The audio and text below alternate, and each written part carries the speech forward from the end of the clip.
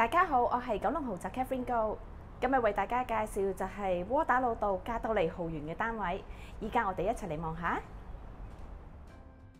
加多利豪園呢喺2002年落成嘅，總共提供108個單位。今次呢為大家介紹一個單位呢，實用面積係921尺。一入門口呢就見到呢一個長方形嘅客飯廳，佢係成環廳嘅設計，採光度極高。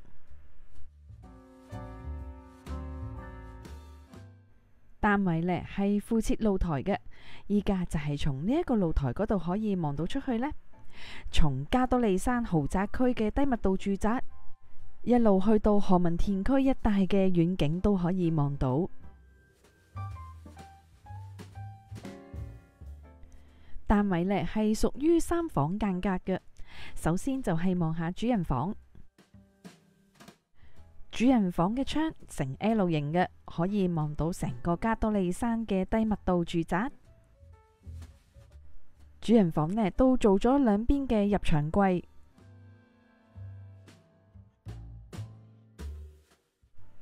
主人房浴室四正實用，有充足嘅儲物空間。沖涼嘅位置呢係改咗做企缸嘅設計。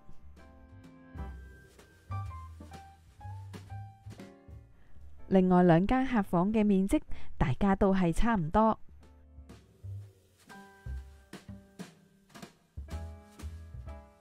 浴室係保留返用浴缸，兩個洗手間都係有窗。廚房呢係呈正方形嘅，做咗好多嘅櫥櫃，配備咗基本嘅煮食爐具同埋各類型嘅廚房電器。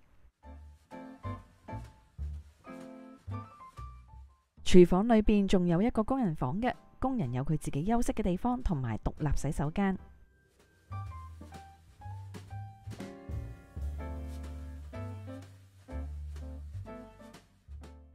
今日就介紹到呢一度啦，多謝晒大家睇我嘅影片，鍾意嘅話就記得讚好、分享同訂閱我頻道。